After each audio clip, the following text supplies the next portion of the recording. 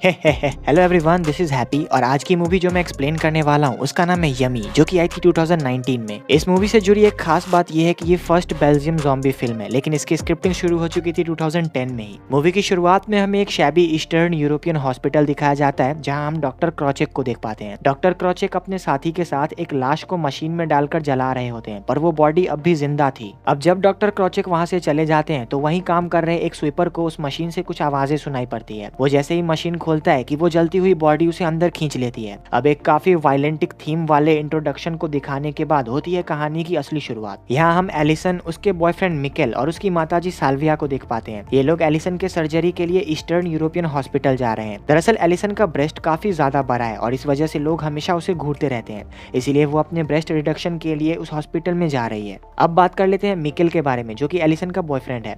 ये एक थोड़ा सा लल्लू किस्म का आदमी है जिसे हीमोफोबिया है, जिसका मतलब है कि इसे खून से डर लगता है और इसी वजह से उसने अपने डॉक्टरी की पढ़ाई 1 साल बाद ही छोड़ दी। अब यार ये लड़का कितना भी लल्लू क्यों ना हो, एलिसन से बहुत प्यार करता है और उसकी बहुत केयर भी करता है। यहाँ भी वो अपने साथ एक रिंग लाया होता है ताकि वो एलिसन को शादी के लिए प्रपोज कर सके। ये तीनों अब हॉस्पिटल पहुंचते हैं। यहाँ जानजा, जो कि डॉक्टर क्रॉचेक के साथ काम करती है, इन्हें काफी रिस्पेक्टफुल वेलकम देकर अंदर ले जाती है और इस हॉस्पिटल के बारे में बताने लगती है। यहाँ हमारी मुलाकात ओक्साना से होती है, जो अपने टैटू रिमूवल के लिए आई है। वहीं हमें डॉक्टर क्रॉचेक को दिखाया जाता है। वो एक बहुत फेमस पर्सनैलिटी को चेक कर रहे थे जिसका नाम विलियम है, पर यहाँ वो अपना नाम गलत बताता है। दरअसल विलियम अपने पेनिस इनलार्जमेंट के लिए आया होता है और क्योंकि वो एक फेमस पर्सनैलिटी है, वो ये बात किसी से शेयर नहीं कर सकता।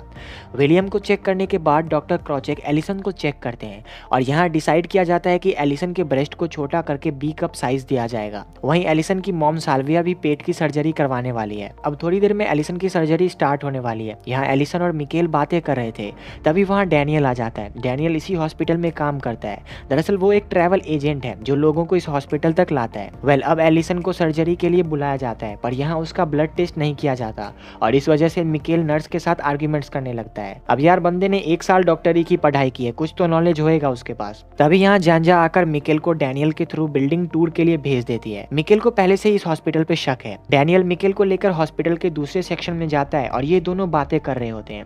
यहाँ हमें पता चलता है कि डैनियल बहुत ही घटिया इंसान है। वो इस हॉस्पिटल में नई और सुंदर लड़कियों के लिए आया है ताकि वो उनके मजे ले सके और कहीं ना कहीं एलिसन पर भी उसकी गंदी नजर है। कुछ टाइम के लिए डैनियल मिकेल को अकेला छोड़कर दूसरे रूम में चला जाता है। तभी मिकेल को एक रूम से कुछ आवाजें सुनाई पड़ती हैं।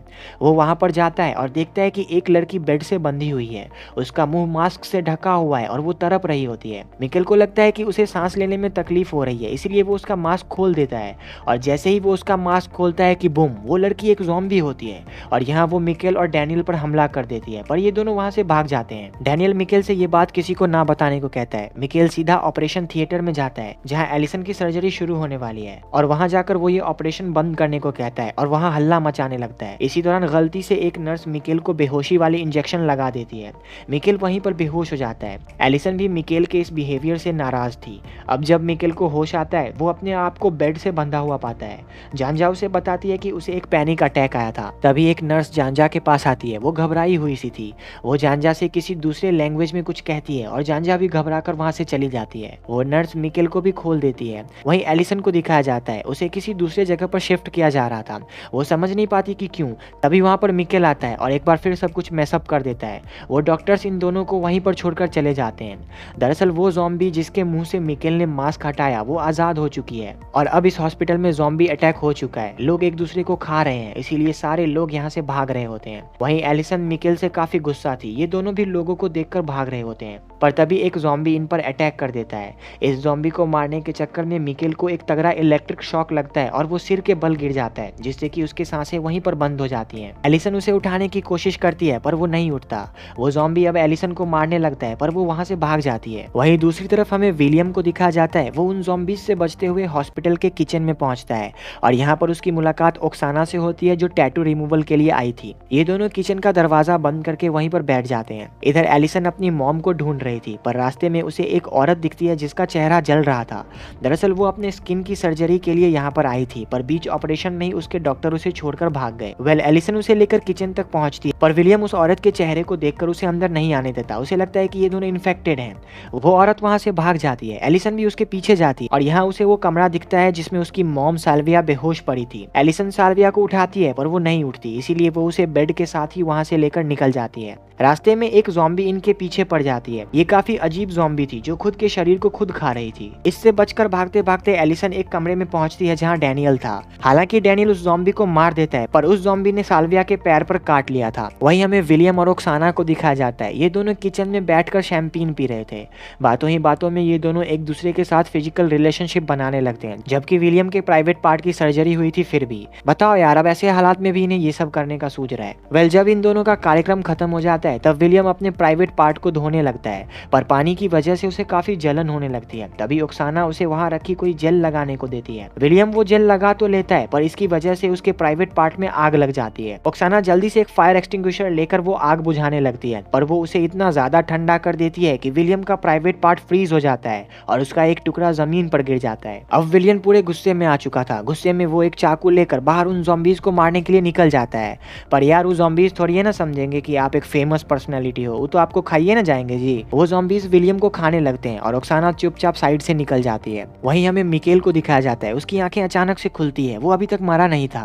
एलिसन को ढूंढते ढूंढते मिकेल लैब में पहुंचता है जहां कई सारे छोटे छोटे जानवर जिन पर एक्सपेरिमेंट किया गया था कई सारे शीशे की बरनी में रखे थे। यहाँ गलती से मिकेल से एक बरनी टूट जाती है और एक छोटा सा जानवर आजाद हो जाता है। हालांकि यहाँ ये जानवर मिकेल को कुछ भी नहीं करता, पर इसे याद रखना, इसे भूलना मत। एक बार फिर मिकेल एलिसन को ढूंढने लगता है और ढूंढते ढूंढते वो एक कमरे में पहुंचता है जहाँ डॉक्टर क्रॉचेक और जानजा कुछ फाइल्स जला रहे थे। ये कौन से फाइल्स हैं वो आपको आगे पता चलेगा। ये तीनों यहाँ से निकल जाते हैं और थोड़ी देर के बाद Mikel, Janja, doctor Krochek, Daniel, Allison, Salvia और योना एक साथ मिल जाते हैं। मिलते ही गलती से योना मिकेल को ज़ॉम्बी समझकर उसे मार देता है और वो बेहोश हो जाता है। जब मिकेल होश में आता है तो एलिसन उसके पास में होती है और अब तक साल्विया भी होश में आ चुकी थी। डॉक्टर क्रॉचेक साल्विया को देखकर समझ जाते हैं कि ये औरत अब इन्फेक्टेड हो चुकी है। वो साल्विया को एक कुल्हाड़ी से मारने लगते हैं, पर तभी वो डॉक्टर के मुंह पर खून की उल्टी कर देती है और कहीं ना कहीं डॉक्टर क्रॉचेक भी अब इन्फेक्टेड हो चुके थे। यहाँ ये लोग इस वायरस का कोई इलाज ढूंढने का प्लान बनाते हैं और सारे के सारे ज़ॉम्बीज से बचते हुए फार्मेसी में जाते हैं। अब साल्विया धीरे धीरे ज़ॉम्बी में तब्दील होने लगी थी। ये लोग उसे एक चेयर पर बांधकर उसे काफी सारी दवाइयां बनाकर देते हैं, पर वो ठीक नहीं होती और अब डॉक्टर क्रॉचेक भी धीरे धीरे ज़ॉम्बी में टर्न होने लगे थे। यहाँ हमें डॉक्टर क्रॉचेक के थ्रू पता चलता है कि वो लोग एक स्पेशल यूथ ट्रीटमेंट प्रोग्राम में कोई एंजाइम एक्सपेरिमेंट कर रहे थे जो लोगों को हमेशा जवान रखेंगे और सुंदर बनाएंगे। पर जब इन्होंने एक लड़की पर ह्यूमन ट्रायल किया, वो एक्सपेरिमेंट फेल हो गया और वो लड़की एक ज़ॉम्बी बन गई। इन्होंने उस लड़की को बांध कर रख दिया था। दोस्तों, ये वही लड़की है जिसे गलती से मिकेल ने आजाद कर दिया। आपको याद होगा कहानी की शुरुआत में हमें एक छोटा सा सीन दिखाया गया था जहां डॉक्टर क्रॉचेक एक लाश को जला रहे थे जो जिंदा थी। वेल दोस्तों, वो लाश भी इसी एक्सपेरिमेंट का नतीजा थी और वो पेपर्स जो जानजा और डॉक्टर क्रॉचेक जला रहे थे वो भी इसी एक्सपेरिमेंट से रिलेटेड थे। यहाँ डॉक्टर क्रॉचेक और कुछ बता पाते उससे पहले जानजा उनके सिर को कुल्हाड़ी से काटकर उन्हें मार देती है और सबसे कहती है कि ये एक मर्द है और ज़ॉम्बी बनने के बाद इसे संभालना और मुश्किल हो जाता, इसलिए मैंने इसे पहले ही मार दिया। वेल, अब एक बार फिर योना और मिकेल मिलकर एक दवाई बनाते हैं और साल्विया को देने लगते हैं, पर इस दौरान साल्विया योना के हाथ को काट देती है।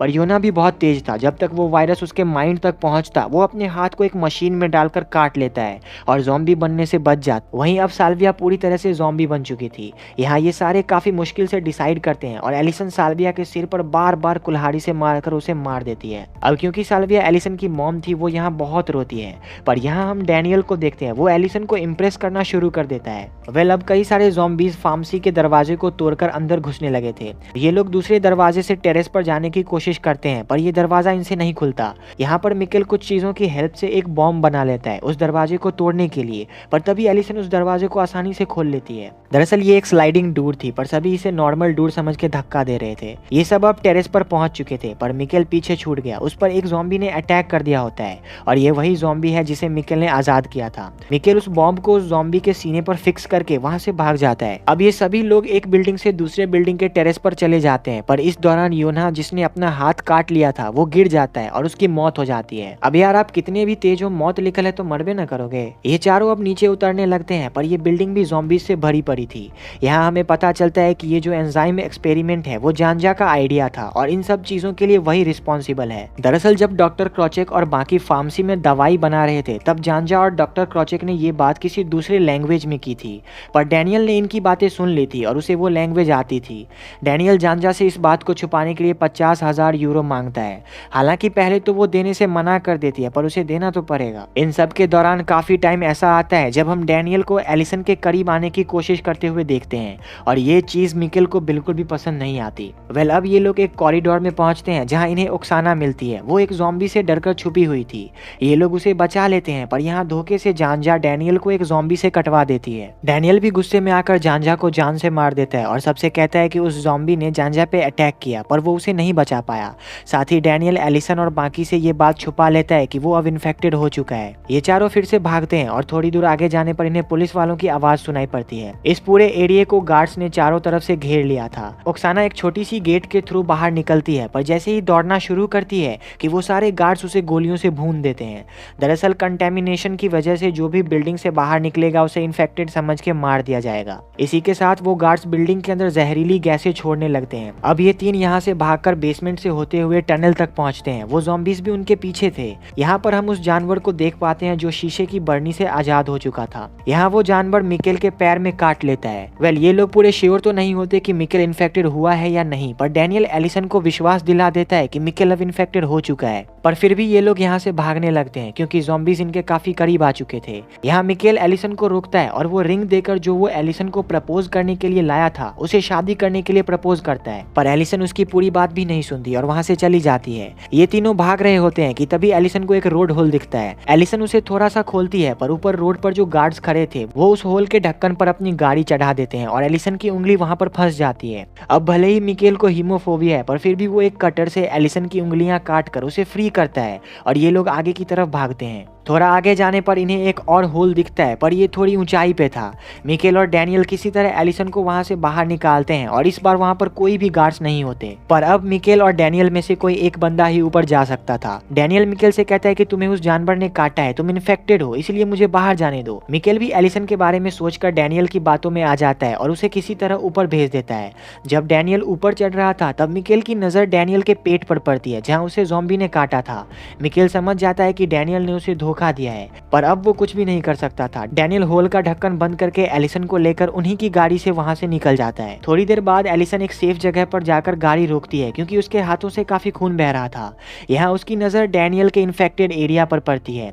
वो समझ जाती है कि डैनियल पूरे टाइम इन्फेक्टेड था और अब वो भी ज़ॉम्बी बनने वाला है। डैनियल तुरंत एलिसन के साथ जोर जबरदस्ती करने लगता है और उसका रेप करने लगता है, जो कि हमेशा से उसका मकसद था। पर एलिसन उसके पीठ में एक स्क्रू ड्राइवर घुसाकर उसे गाड़ी से बाहर निकाल देती है और उसी गाड़ी से कुचलकर उसकी पूरी बॉडी फाड़ देती है। अब एलिसन वापस उस हॉस्पिटल के पास जाने लगती है जहां मिकेल उन ज़ॉम्बीज से लड़ रहा है, पर तभी जमीन के अंदर एक बड़ा सा धमाका होता है। दरअसल ये वही बॉम्ब था जो मिकेल ने फार्मेसी में बनाया था और एक ज़ॉम्बी के सीने पर चिपका दिया था। इस बॉम्ब के फटने की वजह से सारे ज़ॉम्बीज अब होल्स के जरिए ऊपर आने लगे और चारों तरफ फैल गए। वहीं मिकेल भी एक होल से बाहर आया। उसके हाथ में अब भी वो रिंग थी, पर जैसे ही वो सड़क पर आया सामने से एलिसन भी गाड़ी से आई और उसने उसे ज़ॉम्बी समझकर उड़ा दिया। इस चक्कर में उसकी कार भी बड़ी तेजी में एक पेड़ से टकरा गई और उसकी भी मौत हो गई। इसी के साथ उस हॉस्पिटल का कोई भी पर्सन जिंदा बाहर नहीं निकल पाया।